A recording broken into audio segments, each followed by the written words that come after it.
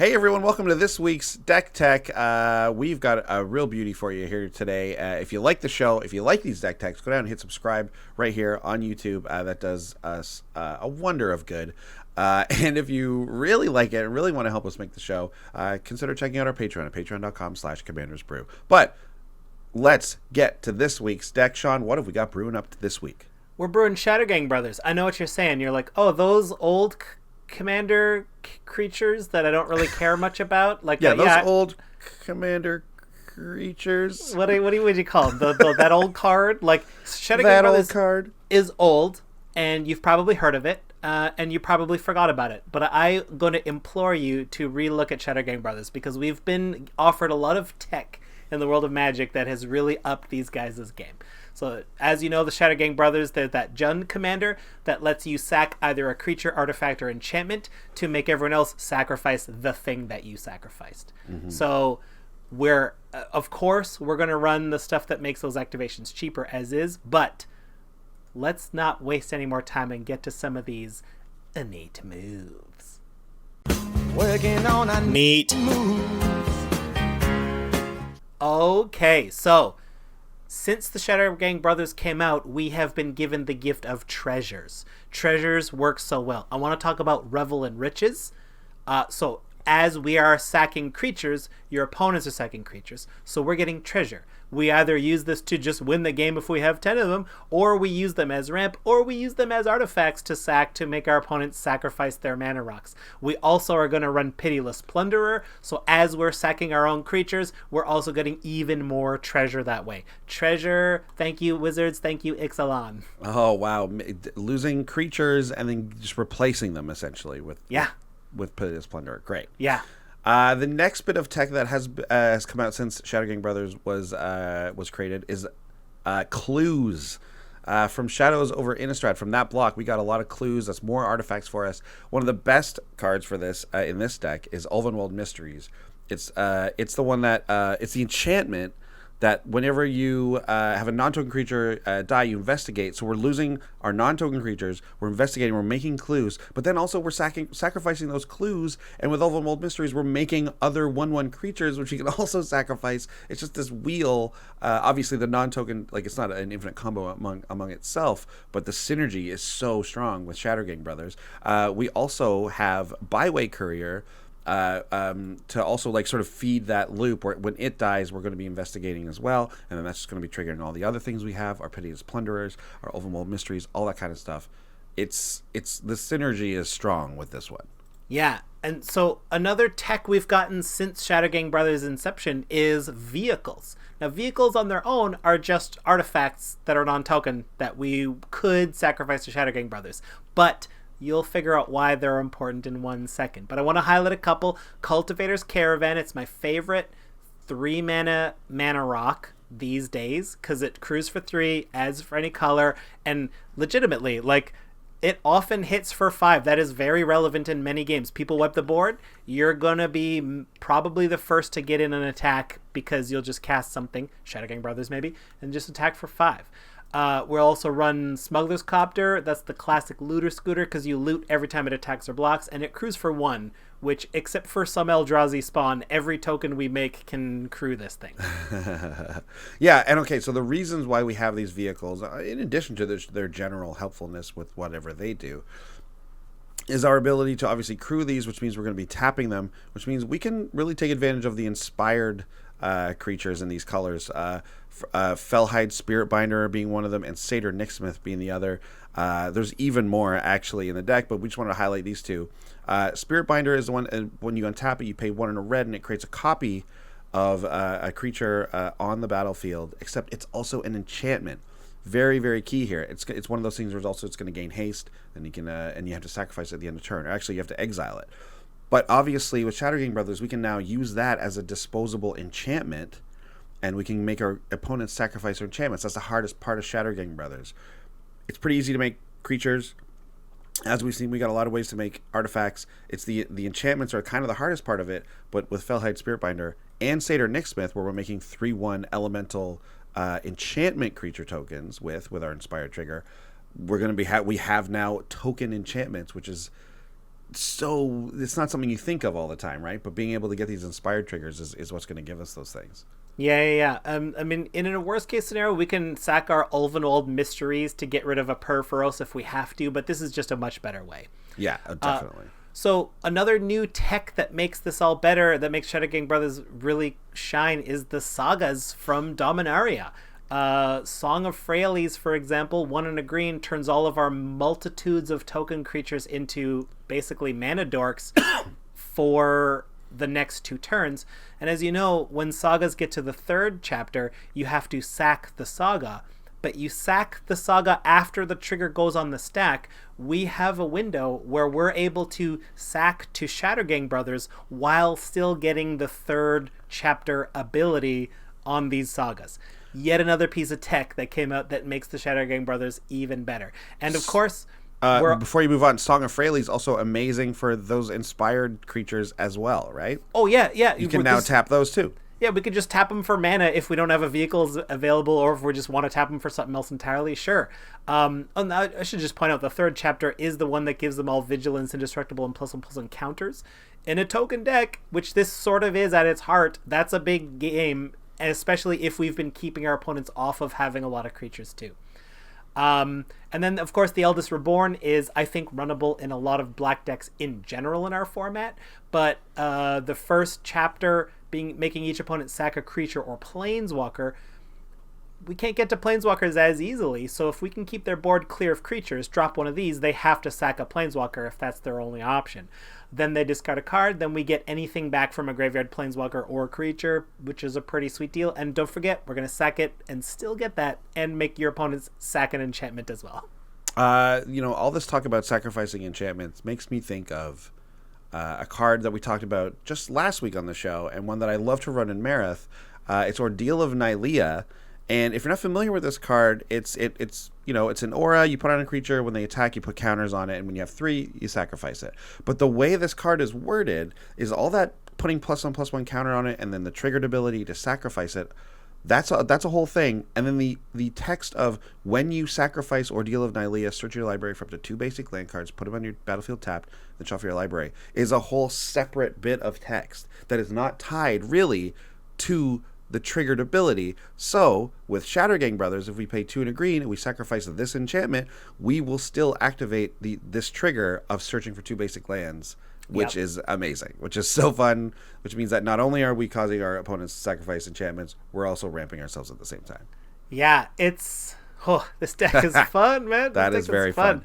And so what else are we running in this deck? We told you we're getting a lot of clues and a lot of treasure. That's one of the main token types we're getting. Well, we're going to run Inspiring Statuary. 3 generic for that artifact. So now all of our non-artifact spells have Improvise, which means all of our clues and treasures, so we don't have to sack our treasures to be mana anymore. They just are tappable, as long as it's a non-artifact spell and not for the colorful part of it. But again, Shattergang Brothers wants to hold up a lot of mana, so we're going to tap our clues, we're going to tap our treasures to cast most of our stuff, and hold up most of our actual lands to just sack things. It's the best. And, as Andy pointed out when we were talking about this deck, this is the kind of, this is a weird card because artifact decks think they want this card, but if all of your deck is artifacts, then it doesn't work on a lot of cards. This deck has very few, I shouldn't say very few, it has a handful of artifacts, but it has plenty of non-artifacts because most of our artifacts come from tokens, which is when Inspiring Statuary really shines. If you think about it, this card is kind of good in any deck almost, because 3 mana, even for if it was, so tapping for 1 is not great, but if it even taps just for 2, that's pretty good, right? Yeah. Like, we usually pay 4 for that. So if you can get anything above 1, so if you can get any other artifact that you're happy to tap for mana, this is already worth it.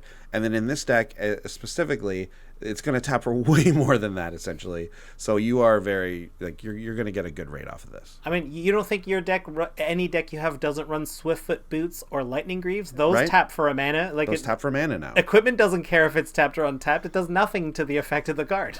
An equipment deck would really love this. Anyways,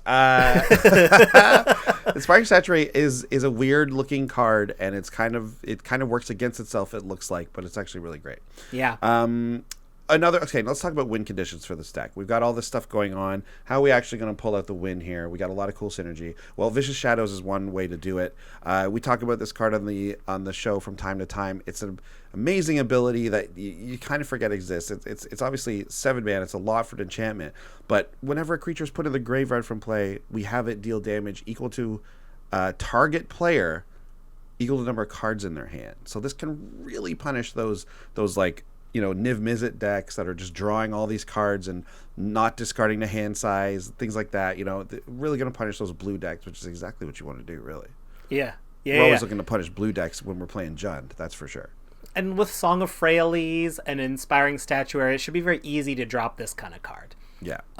As we mentioned, we're a bit of a token deck, so we've got cards like Mycoloth or Awakening Zone just generating massive token value. There's one possibility where we just attack with a bunch of tokens, knowing a lot of them won't get through, but whichever one does get through, we'll instant speed equip Cranial Plating to it with all of our clues and treasures that we're probably going to give it like +10 or more on the power side. So that's a significant hit. And if a couple of tokens get blocked and we know they're going to die, why not just sack them beforehand? Yeah, why not, right? And that's also assuming like there are definitely worlds where it's just like, oh, I can sack 2 tokens and now you have no board at all, so I don't need to like instant speed equip Cranial Plating. I'll just equip it regular and just hit you full.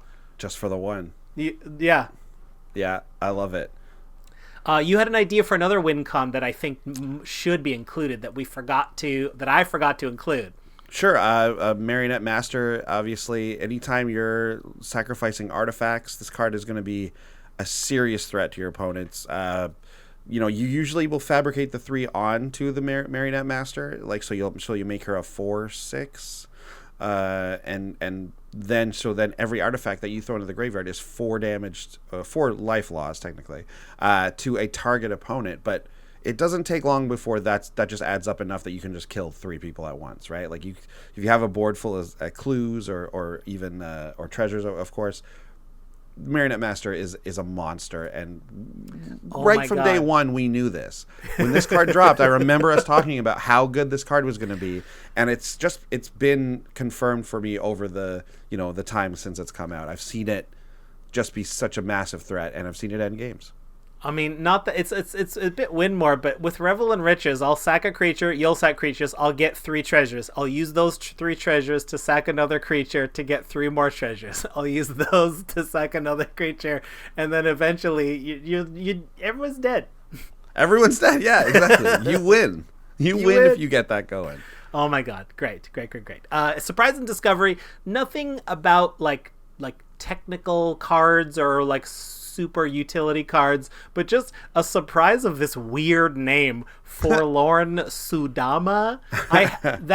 Those words, that phrase was not. I played Theros. I have probably cast this card a few times, but it had no place in my brain whatsoever. It meant nothing to me. Forlorn Pseudo Mama. Pseudo Mama. She's the Pseudo Mama. What do you think we get down to this budget report? This is the part of the show where we take all of the cards. We sack them one at a time, and our opponents sacrifice 1 card from their deck as well. And who has anything left over? Yeah, that's what the deck does. You're right. That's exactly what it does. So this deck, as is, comes in at about $114.68, approximately. The most expensive card in the deck is Bramble Sovereign. That's the Battle Bond mythic that it's got half of Riku's ability, sort of. So whenever a non-token creature comes in, you can pay 1 and a green and get a copy of it.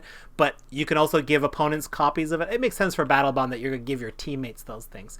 But I think it's good. It's $10. It's nice to have more non-token copies of creatures to sack to Shattergang, but we can get token creatures way easier than this, and certainly way cheaper than this. So if you've got one, run it, but if not, it's a fine cut to save $10. Yeah, there's an artifact that essentially does the same thing. I know. Anyways, next we have Doretta, Ingenious Iconoclast. That's the Rakdos Doretta. And it does a couple of things. We're making constructs with it. We're sacrificing an artifact to kill a creature or artifact. I mean, these are definitely very helpful abilities. The ultimate is making like 3 token copies of any artifact on the battlefield, which is at the, like you were saying, is like at the very least is going to be a bunch of ramp. Sometimes it's going to be making 3 Blightsteel Colossuses. So, you know. Three worm coil engines. Yeah, 3 worm coil engines. Like, forget it. So this, you know, obviously this is a powerful Planeswalker. But just around $10. If you're looking to save $10, though, it's not some linchpin, you know, super important part of the deck or anything like that. Like, I think you could, if you're looking to save some dough, you could cut this one. Yep. Third most expensive card, $8 because of Modern, I think. It's Tireless Tracker. It's a very good card. We've all known this. I think when this card debuted in Shadows over Innistrad, it was like $10. Like, it was already huge, and then it dropped to like 2 or 3, and now it's almost back up to 10. So I don't think this is going to go down anytime soon. So if you don't have one, get one. And I think this is a keep in the deck too. This is very strong. Yeah, absolutely. A bit of card draw, a bit of artifacts making as well. What about our favorite cards in the deck? Ooh, okay. I personally am a massive fan of King Makar, the Gold Cursed.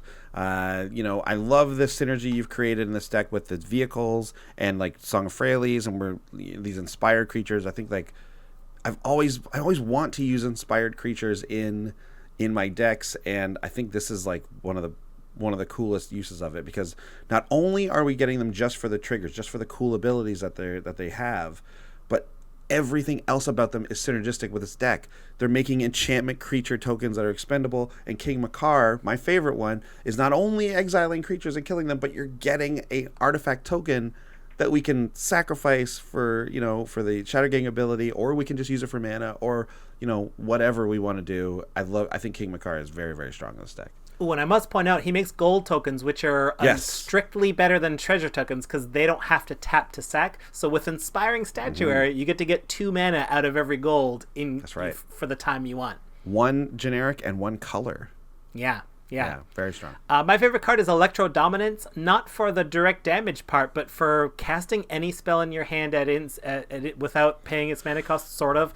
Like, so I would love a world where I'm holding up 7, which is not unusual in Shattergang, because I'm holding up a lot of mana for these effects a lot. So if you put a board wipe on the stack that says destroy all creatures, I'm probably going to cast Electro Dominance X equals 5 and throw a Revel in Riches down so it sees all those creatures die, as one example. Like there's so many useful enchantments or things, or Vicious Shadows if I have enough mana. There's so many things I would love to do at instant speed, but like Electro Dominance, this is a non-artifact spell, so if I've got Inspiring Statuary, making X equal 15 is not out of the ordinary. Look at all the ways Inspiring Statuary is really good. You know what I mean? I think it's a very underrated. Like, the more we talk about it, the more realize I've been underrating it. Well, as just a mana rock. Like, you made the point. Like, would you pay 3 for a mana rock that tapped for 2? Mm-hmm. So like Inspiring Statuary always counts for itself as 1 artifact. And you're telling me your deck doesn't have at least Swiftfoot Boots or Lightning Greaves? Like, those equipments always will tap for a generic. Yeah, and even if like for a chunk of the beginning of the game it is only 1, right? Yes. You pay 3 and it only taps for itself. You haven't made any artifacts for like a while. That's not the worst. Like, it is still technically ramping you for non-artifact spells, which I'm assuming you'll like. It's just an average deck, so you know, for most stuff you're doing. And then if you do get that Swiftfoot Boots, like you're saying, like all of a sudden that thing is now paying off like you want it to. And of course anything above that is pure gravy. Pure grave. It's funny that we ended up talking about that card so much at the end of the show here. But anyways, this deck is a lot of fun. Electro Dominance is a card I think is going to be huge in Commander. And if you, like, I think you should get them. They're only about $3 right now. I think you grab a couple of these because it's better than it looks. It looks like an X spell with upside, but it's like it's more than that. It's this instant speed that is making it really very good. Yeah. Yes. Yep. Well, that's it this week. Great deck. Love this one. Sean, did we build a stacks deck on our show? Is that what we did here? Maybe. I don't know. It's a little stacksy. But I, love that. Love all the synergies, though. I really do think it's really a lot of fun. Guys, thanks for watching. Leave us a comment, leave us a rating down there if you like the show. Give us a thumbs up, and we'll see everyone next week. Bye. Bye. Big thanks to all our patrons who make these episodes possible. Yeah, and if you want to check out more comedy videos, check out our Brews News playlist. Make sure you follow us on Twitch TV to see when we play live. If you want to chat with us, head over to Twitter. We're at Commanders Brew. And please hit subscribe to ding the bell and find out when we got new stuff coming out. See you next time. Bye.